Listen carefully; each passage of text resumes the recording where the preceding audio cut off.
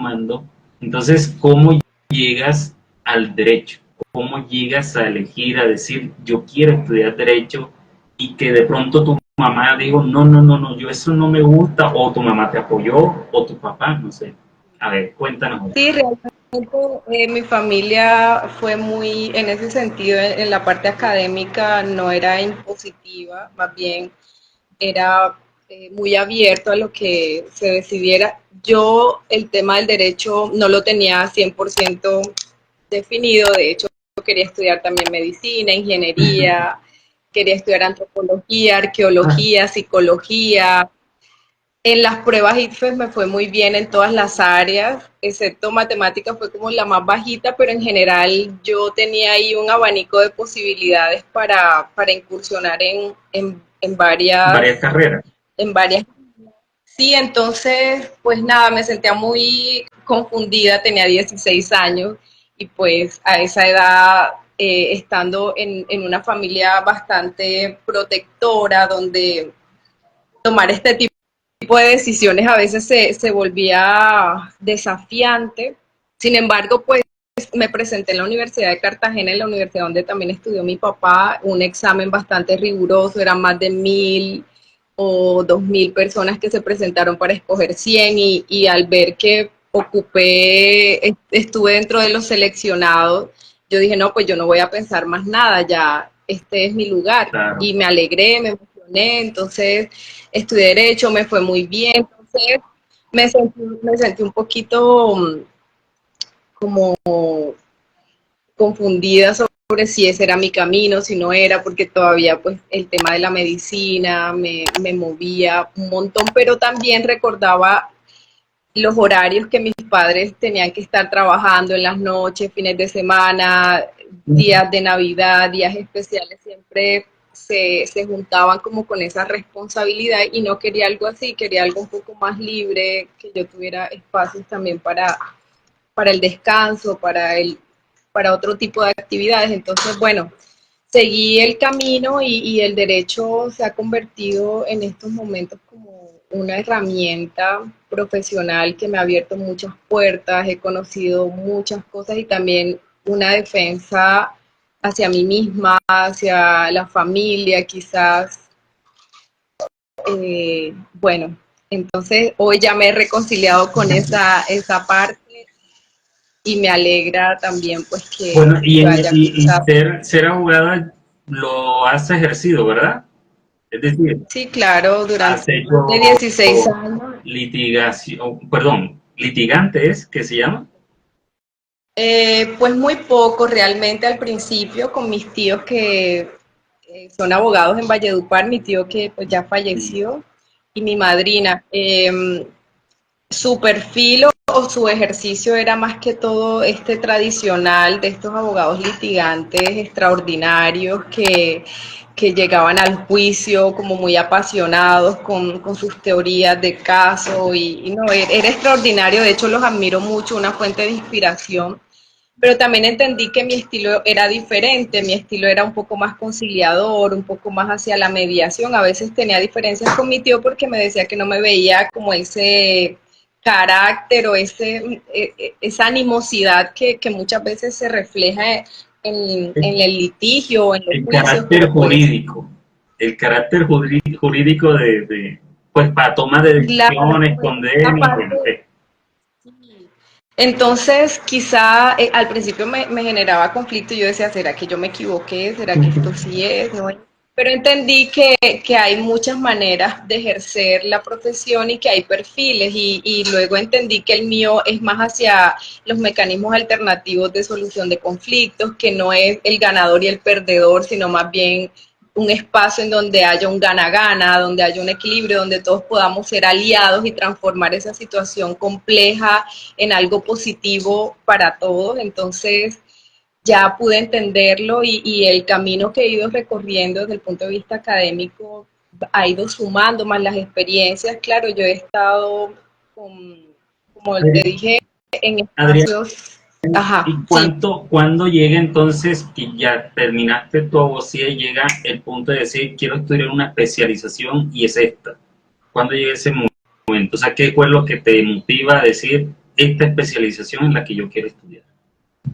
Bueno, mira que curiosamente yo estaba, y gracias a todos los que están escuchando, interesándose en estas historias, porque pues cada quien tiene tantas Claro. cosas por contar, por hacer, y como que yo echando aquí estos cuentos, pero mira que el tema fue, ya yo estaba inscrita en la Universidad Nacional para la especialización en Derecho Administrativo, ya yo había hecho varios diplomados en contratación estatal, mi área se estaba abriendo hacia ese camino. Okay. El examen de admisión para el posgrado con la Universidad Nacional supremamente retador, de hecho había que transcribir un texto en inglés a mano, a español, porque ahí era casi que como otra prueba IFE. Y cuando ya tuve el resultado que pasé en la Universidad Nacional para ese posgrado, que era lo que yo quería estudiar en la Nacional, Ajá. se presenta una oportunidad laboral con las fuerzas militares en La Guajira y el Cesar, y resulta que los énfasis de especialización no eran compatibles con el derecho administrativo, les interesaba era derecho penal, probatorio, disciplinario o derechos humanos. Okay. Entonces yo me encontré como en ese punto en donde tenía que decidir si irme a cursar Derecho Administrativo en la Nacional o inclinarme por una de estas posibilidades que me iban a permitir iniciar como mi vida laboral de una manera distinta a estar en la oficina con mis tíos. Entonces lo analicé, lo pensé, recuerdo que muchas personas me decían, no, pues que administrativo es lo que nos va a abrir más puertas, los especialistas en administrativo. De hecho, hay un montón de especialistas en derecho administrativo, pero hace 10 años era algo bastante asociado a que las posibilidades laborales iban con ese O sea posgrado. que lo que te llevó a estudiar era que tenías una, digamos, una posibilidad laboral para entrar a la fuerza, claro, pero necesitabas alguna de esas y elegiste la del derecho humanos. Claro, entonces de penal realmente no quería, disciplinario tampoco, probatorio tampoco, aunque los entendía y me iba bien, realmente pensé en derechos humanos y ahí fue donde yo abrí como esa ventana quizás que estaba ahí, hablé con otro tío que también es abogado de Bogotá, conversamos. Y la conclusión fue que me iba a estudiar Derechos Humanos, me inscribí en la Universidad Externado, solicité una prórroga en la Universidad Nacional a ver si me podían guardar el cupo explicando lo que estaba ocurriendo y pues me dijeron que no, Claro, que no lo podían guardar, entonces no pude continuar ahí. Entonces inicié mi especialización y también inició mi vida laboral con las fuerzas militares. ¿Cómo fue esa experiencia con las fuerzas militares? Una experiencia extraordinaria y a la vez de muchísimo aprendizaje y fue como continuar viendo esas caras de la realidad colombiana. Ya yo venía de haber estado en un establecimiento carcelario y penitenciario. Luego acá estuve en Grupo Gaula, un Grupo Gaula estaba en La Guajira, yo vivía en una unidad militar en el casino de oficiales, o sea, fue estar allí 24 horas, conectarme como con la rudeza de la disciplina, de la jerarquía, del orden, la organización. Era la única mujer en el grupo, en esa unidad. Fue muy bueno en el sentido de que yo cualquier cosa que necesitaba para adelantar el trabajo, en menos de nada, ahí estaba. O sea, era muy, era como sentir ese respaldo administrativo, claro, porque yo decía, necesito papel, necesito esto, lo otro, ya eso era casi que inmediato. Y fue una experiencia muy linda, conocer también historias desafiantes. Tuve que montarme en estos camiones NPR, tuve que montarme en furgones. ¿Y helicóptero no te tocó?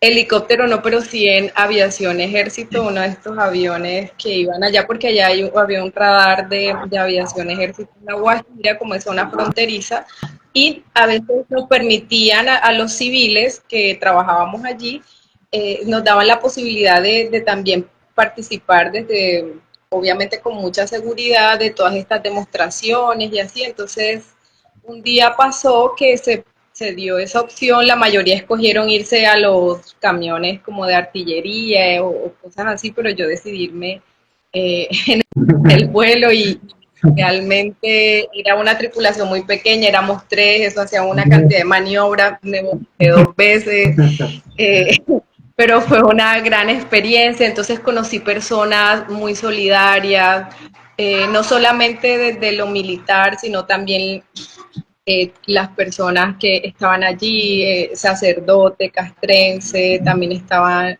los que hacían rural, las familias de los compañeros con los que trabajaba, las esposas, sus hijos, de los soldados, de los oficiales, de los suboficiales. Entonces yo daba charlas en temas de derechos humanos. ¿Y Y me sentí... ahí duraste cuántos años en esa experiencia? Ahí estuve en esa experiencia como un poco más de un año entre La Guajira y el Cesar, porque luego pasé a un batallón de artillería, luego a otro grupo Gaula, a batallón de entrenamiento y reentrenamiento, pero pues en periodos relativamente breves, pero que para mí fueron bastante significativos. Entonces también aprendí a estar en zonas complejas, porque a veces tocaba ir a los destacamentos, a los lugares donde estaban para llevar el mensaje sobre la importancia de los derechos humanos en todas las operaciones y todas estas cosas. Y bueno, fue muy enriquecedor.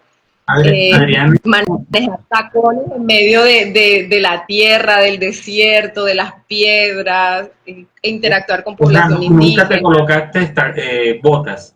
No, no, no, Ibas pero entaconada. sí estuve muy cerca de ingresar a ser oficial de la reserva. Muchos de mis compañeros de esa época se metieron a ser oficiales administrativos, yo decía como la reserva, pero finalmente entendí que Y eso no no. era para ti. Eh, sí, o sea, lo respeto muchísimo, pero mi alma es muy libre y quizá esta rigidez que no me permitió acomodarme al ritmo médico, a estos horarios médicos, tampoco me iba a permitir estar en espacios castrenses con muchas restricciones. Por eso admiro profundamente a las personas que por vocación y disciplina se encuentran allí, porque es bastante importante, fechas importantes, la familia, casi que es un trabajo 24/7 en donde entregan su vida, su tiempo y la familia esperando y bueno, así Elena, sucesivamente. Entonces, perdón, disculpa, después de eso que tú tuviste esa experiencia, o fue antes o fue posterior en la penitenciaría, ¿cómo fue esa experiencia no, fue antes, fue antes? primero porque mi práctica jurídica la hice en el Ah, INPE, cómo, una parte, y luego cómo fue en la esa empresa de experiencia? acupuntura de Valledupar. Sí, entonces mi primera experiencia formal laboral fue con el ejército, después ya en un juzgado de familia en Ah, Valledupar, estuve allí por 3 años, después estuve con la unidad de víctimas, ya trabajando con población desplazada del municipio de Agustín Codazzi y Cesar, que también es un municipio bastante golpeado por la guerra en Colombia y que conocí personas maravillosas, compañeros extraordinarios.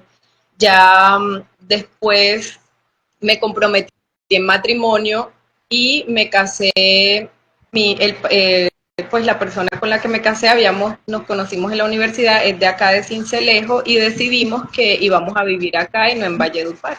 Entonces yo, sin pensarlo, renuncié y me vine acá a trabajar antes de casarme en un juzgado administrativo también extraordinario, la juez maravillosa, estricta, inteligente y bastante respetuosa como de la ley, de los procedimientos. Entonces también fue una gran escuela para mí. Y bueno, así transcurrió, esa fue mi llegada a Sincelejo hace 10 años por ese motivo.